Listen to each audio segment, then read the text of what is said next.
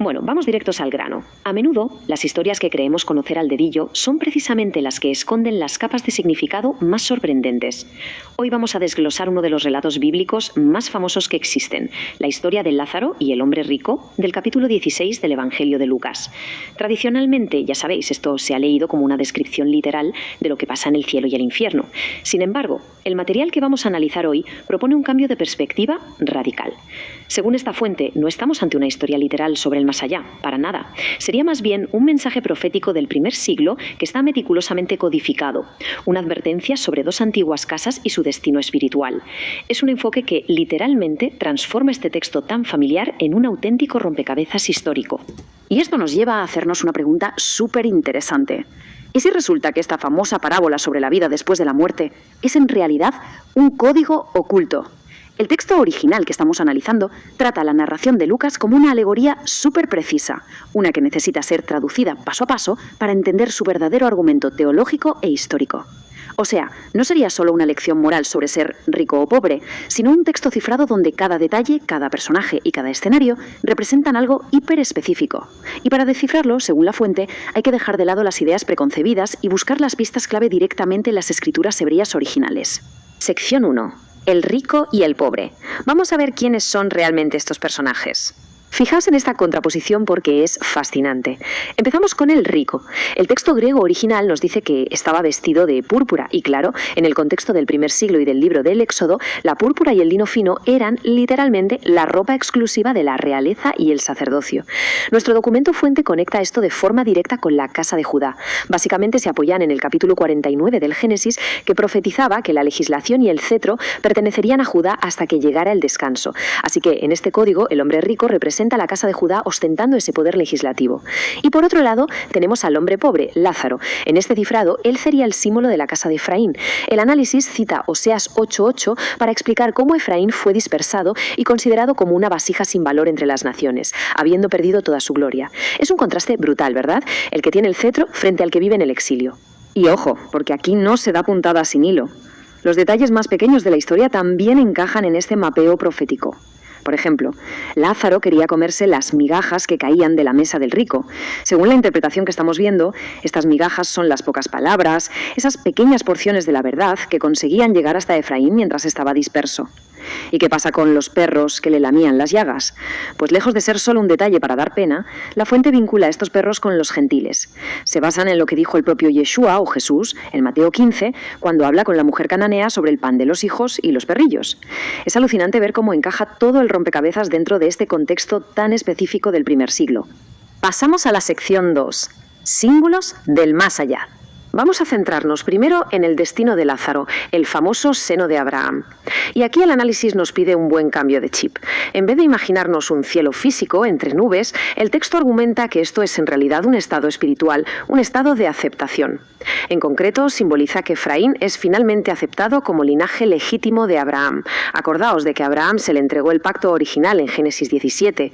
Entonces, que Lázaro acabe en el seno de Abraham significa que Efraín, a pesar de venir de un exilio y de una pobreza espiritual absoluta, es acogido de nuevo como heredero de las promesas.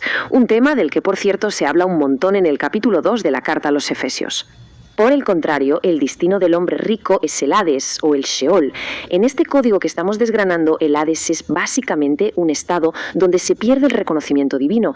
Representa el momento en que Elohim dejaría de reconocer a Judá legítimamente como su pueblo exclusivo. ¿Y por qué? Pues según el análisis de la fuente sería por una falta de fe y por haber abandonado las promesas de la Torá. O sea, en lugar de mantenerse fieles al pacto original, la fuente argumenta que se dejaron llevar por la religiosidad pura y dura, llenándose de dogmas humanos y sustituyendo la verdadera fe por simples obras de la ley. Y para ilustrar esta crítica a la religiosidad vacía, el documento rescata una cita histórica súper potente, la mítica frase «tumbas blanqueadas» que usó Yeshua para describir a algunos líderes religiosos de la época, como los fariseos.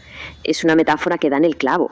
Te habla de tener un exterior impecable, súper riguroso con la tradición humana, pero estando totalmente vacío por dentro, de esa vida que dan las verdaderas obras de Abraham, las cuales, según Génesis 26, nacen de la obediencia fiel. En resumen, es una crítica directa a cómo el dogma acaba aplastando a la promesa. Pero esperad, que aún hay más elementos en esta escena por decodificar. Resulta que en el Hades, el rico pide agua para su sed y se habla de un gran abismo. Bueno, pues el agua sería la palabra de verdad y esa sed desesperada del rico representa la necesidad brutal de tener vida eterna, un eco clarísimo del agua viva de Juan 4. ¿Y qué me decís de ese enorme abismo entre Abraham y el rico? La fuente no lo ve como un foso de fuego literal, sino como un estupor, es decir, un letargo espiritual, una ceguera temporal en la que había caído una parte del pueblo. De hecho, el apóstol Pablo menciona este mismo concepto en Romanos 11. Es una barrera en incomprensión que es imposible cruzar por medios puramente humanos. Llegamos a la sección 3, el mensaje oculto. Llegados a este punto, hay un detalle en la historia que casi siempre pasamos por alto, pero que cambia totalmente las reglas del juego. Fijaos, el rico le suplica a Abraham que mande a Lázaro a avisar a su familia, porque, y cito textual, tengo 5 hermanos. A ver, ¿por qué especificar que son exactamente 5? ¿Es solo para darle color a la historia o es la llave maestra de todo este código? Pues resulta que es la pieza que confirma absolutamente todo el análisis. El texto fuente nos manda directamente a Génesis 35:23. En ese pasaje se hace la lista de los hijos de Lea y, sorpresa, Judá tiene exactamente 5 hermanos de su misma madre: Rubén, Simeón, Leví, Isacar y Zabulón. Mencionar a los 5 hermanos no fue una casualidad cósmica, es la confirmación que el autor dejó escondida para decirnos que el hombre rico es, sin lugar a dudas, la casa de Judá. Es un nivel de precisión alegórica que sinceramente te vuela la cabeza.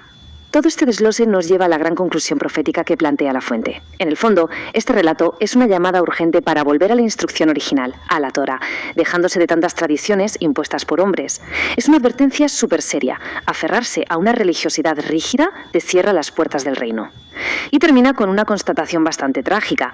Si la gente no escucha las bases originales de las Escrituras ni a los profetas, no van a dejarse convencer por nada, ni siquiera si alguien se levanta de entre los muertos. Y para cerrar esta explicación os quiero dejar con una reflexión.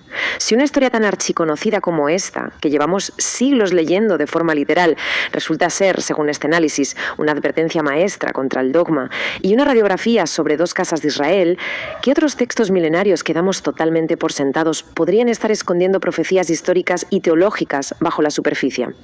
Da bastante que pensar, ¿verdad?